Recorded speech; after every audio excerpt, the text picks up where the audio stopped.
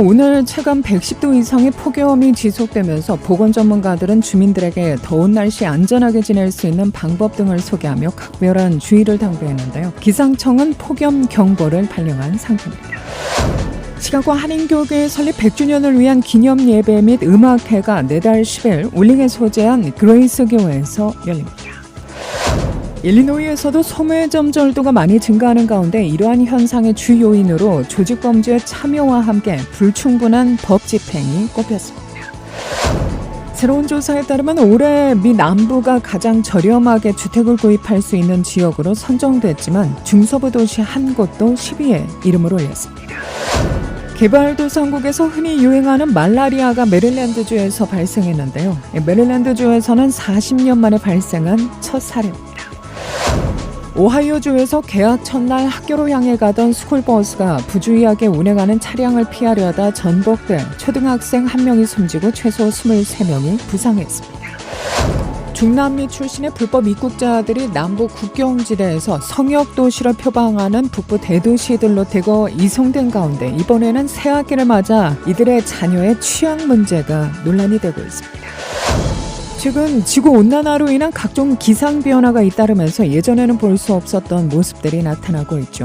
건조하기로 유명한 데스밸리에서는 폭우가 내렸고 스위스 알프스는 빙점 고도가 올라가면서 만년설이 녹을 위기를 맞고 있습니다. 공화당의 내년 대통령 후보로 뽑기 위한 경선전이 오늘 첫 후보자 토론을 시작으로 본격적인 막을 올립니다. 이상 이 시각 주요 뉴스입니다. KBS 모닝 포커스 데일리 뉴스는 최신 학문과 기술 연마를 통해 최상의 치료로 보답하는 김광수 치과 모든 보험을 원스톱으로 해결해드립니다. 한인사회를 위한 박상아 종합보험.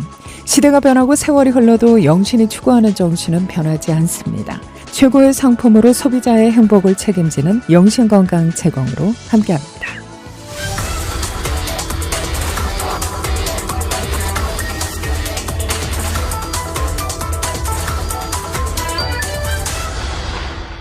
여러분 안녕하십니까. 8월 23일 수요일 오늘의 첫 소식입니다. 시카고에는 오늘도 체감 110도 이상의 폭염이 지속되면서 보건 전문가들은 주민들에게 더운 날씨 안전하게 지낼 수 있는 방법 등을 소개하며 각별한 주의를 당부했는데요. 오늘과 내일 열지수 115도 가까이 치솟으면서 기상청은 폭염 경보를 발령한 상태입니다. 국가원이 보건응급센터의 마이클 쉔드백 박사는 더위뿐 아니라 습도도 확실히 심각하게 고려돼야 할 사항이라며 생명을 위협할 수 있는 더위 지수에 주의를 기울일 것을 당부했는데요. 폭염이 가장 심한 시간대에 가급적 외출을 삼가고 태양에 직접 노출되는 것을 피하는 것이 열사병과 피로 및 현기증을 예방하는 데 효과적이라고 강조합니다. 또한 가능한 한 많은 휴식을 취하고 더위에서 벗어날 것을 권고했는데요. 오늘 오전 11시부터 오후 9시까지 시카고 전역에 폭염경보가 발령된 가운데 폭염주의보는 내일 저녁까지 유효할 것으로 보입니다. 개발도상국에서 흔히 유행하는 말라리아가 메릴랜드주에서 발생했습니다. 메릴랜드주에서는 40년 만에 발생한 첫 사례인데요. 워싱턴 DC에 머무르다 메릴랜드주로 이동한 이 환자는 최근 미국 밖을 여행해 본 적이 없는 것으로 나타났다고 NBC는 보도합니다. 메릴랜드주 보건부는 성명을 통해 신원이 확인되지 않은 이 환자는 입원 중이고 회복하고 있다고 밝혔는데요. 보건부 전염병 부서장인 데이비드 블라이드 박사는 환자가 워싱턴 DC에서 왔고 열과 발한을 경험한 후 병원을 찾았다고 NBC에 설명했습니다. 보건부 장관 로라 헤라라 스콧은 성명에서 메릴랜드주 지역에서 말라리아 감염 사례가 발생한 건 40년 만이라고 말했습니다. 미국에서는 매년 2,000건 이상의 말라리아 감염 사례가 보고되고 있으나 거의 대부분이 해외에서 감염된 여행객과 연관이 있었죠. 말라리아는 미국에서 1951년에 거의 퇴치된 것으로 간주됩니다. 질병통제예방센터는 지난 5월 이후로 플로리다주에서 7건, 텍사스주에서 1건의 국내 말라리아 감염 사례가 보고되었다고 지난 6월 발표했는데요. CDC는 플로리다주 사례와 텍사스주 감염 사례 사이에 연관성이 있다는 증거는 발견되지 않았다고 밝힙니다. 메릴랜드주 보건당국은 메릴랜드에서 보고된 환자가 플로리다주나 텍사스주를 여행한 적이 없었다고 전했습니다. 말라리아는 미국에서 여전히 드문 질병이고 만약 감염되더라도 치료될 수 있다고 CDC는 말했습니다.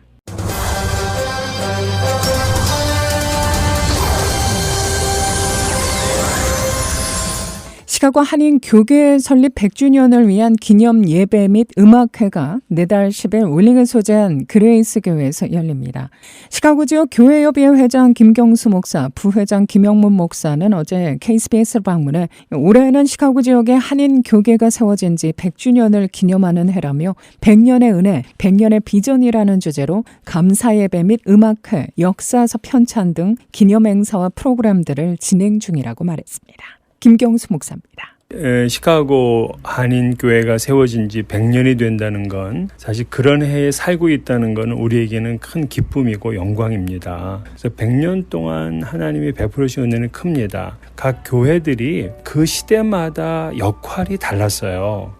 1920년대 이때는 독립운동을 참 많이 했고요. 그리고 한인들이 함께 모이는 그런 공동체로서 역할도 했고, 한인들이 이곳에 이민 와가지고 그들을 정착시키는 것, 또 문화를 발전시키는 것, 또 자녀들을 이제 잘 양육할 수 있도록 돕는 것, 이런 것들을 시대마다 다 이렇게 해왔어요. 그런 100년의 은혜를 감사하면서, 그러면 앞으로 이 21세기를 살아가고 있는 우리들은 주님이 오실 그때까지 어떤 교회의 모습으로 가야 될까 하는 것은 굉장히 큰 고민입니다. 그래서 그 비전을 우리가 이제 담아보자 하는 그런 뜻으로다가 이 기념식을 하게 된 겁니다. 100여 년 전 시카고에 정착한 최초 이민자들이 세운 교회는 당시 고국의 일제강점기 시절 미국으로 망명한 한인들과 독립투사, 애국지사, 또 유학생들의 안식처이자 기도처로서의 사명을 감당했다고 하는데요. 김영문 목사입니다.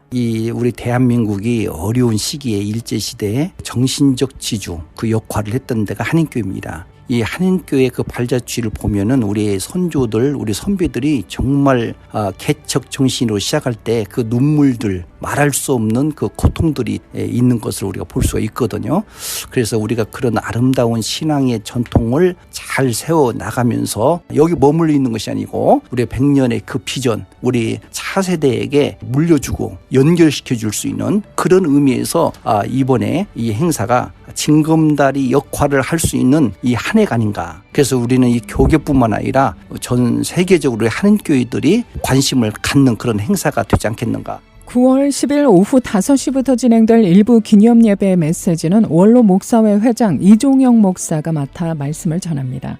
계속되는 2부 기념식 및 음악회에는 김정한 시카고 총영사, 최은주 한인회장 및 여러 초청 인사들의 축사가 이어지며 목사 부부 합창단과 장로 성가단, 권사 합창단, 연합 찬양대 연주, 최명자 사모와 M4G, 시카고 코리안 뮤직 앙상블 유래 축하 공연, 이외에 간증을 담은 회고사 및 비전 선포 등의 시간이 마련됩니다.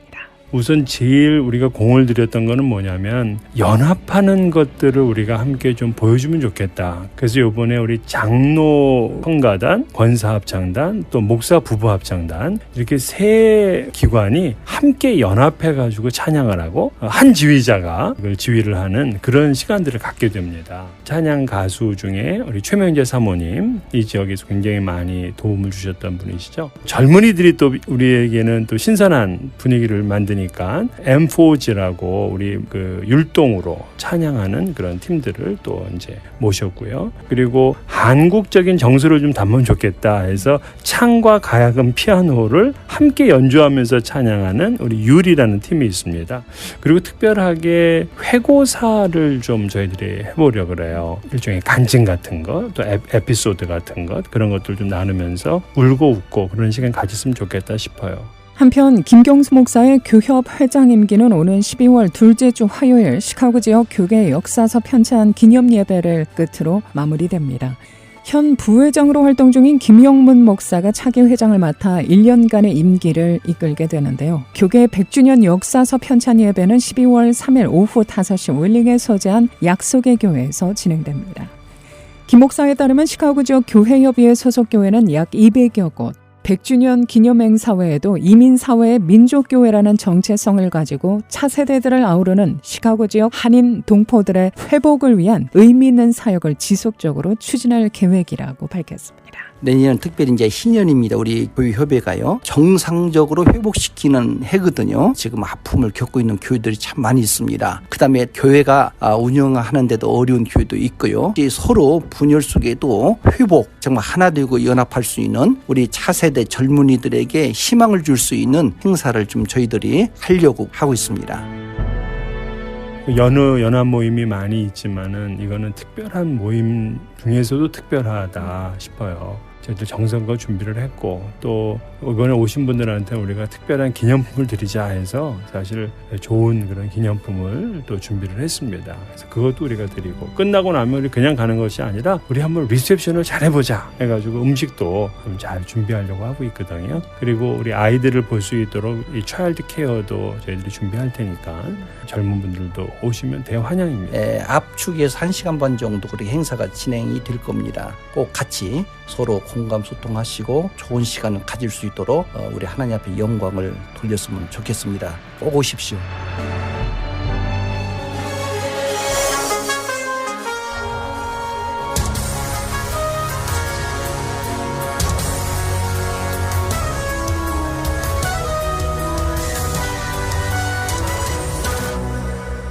일리노이에서도 소매점 절도가 많이 증가하는 가운데 이러한 현상의 주요인으로 조직범죄의 참여와 함께 불충분한 법 집행이 꼽혔는데요. 지역방송 WTTW는 소매업 전문가들의 말을 인용해 지난 10여 년간 조직범죄 조직이 소매점 절도에 본격적으로 뛰어들었다고 지적합니다. 일리노이 소매상인협회의 CEO 롭 카는 주와 주, 매장과 매장을 오가며 많은 물건을 훔쳐 수익을 내는 그룹이 있다며 조직화한 소매 범죄 조직이 단기간에 대량의 상품을 훔친 다음 전 세계로 배송해 수익을 창출한다고 전합니다. 홈드포의 자산 보호 담당 부사장인 스코틀랜은 소매점 절도가 단순히 회사의 골칫거리가 되는 수준을 훨씬 넘어섰다고 말했는데요.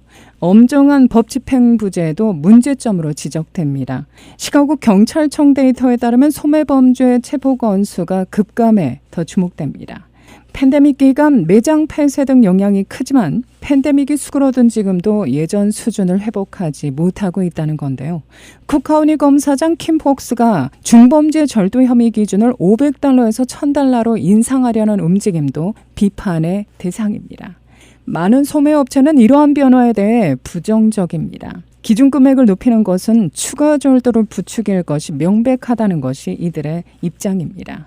한편 일리노이주 상공회의소에 따르면 2021년 소매업체 도난 피해 규모가 $20억 이상이라고 추정하지만 다른 요인을 고려하면 전체 피해액은 그 2배가 넘을 것으로 추산됩니다. 오하이오주에서 개학 첫날 학교로 향해 가던 스쿨버스가 부주의하게 운행하는 차량을 피하려다 전복돼 초등학생 1명이 숨지고 최소 23명이 부상했습니다. 어제 AP통신과 팍스뉴스 등에 따르면 사고는 이날 오전 8시 15분께 오하이오 중부 클라크 카운티의 41번 도로에서 발생했는데요. 오하이오주 경찰은 동쪽 방향 차선의 미니밴이 중앙선을 넘어 스쿨버스가 달리던 서쪽 방향 차선을 침범했다며 스쿨버스 기사가 갓길로 차를 피하려 했으나 충돌을 면치 못했다고 설명했습니다. 경찰은 사고 당시 스쿨버스에 52명의 학생이 타고 있었다면서 1명이 차체 밖으로 튕겨나가 현장에서 숨지고 최소 23명이 부상했다. 부상자 가운데 1명은 중상이라고 전합니다. 사망자의 신원은 아직 공개되지 않고 있는데요. 담당 경찰은 비극적인 사고라며 사고가 난 스쿨버스에 안전벨트가 장착돼 있지 않았다라고 전합니다. 도로교통안전국은 대형 스쿨버스에 대한 안전벨트 장착 여부를 관할 지자체가 자체적으로 결정하고 있다고 전했는데요. 스쿨버스 운전기사는 안전벨트를 맨 상태였으며 큰 부상은 없는 것으로 확인됩니다.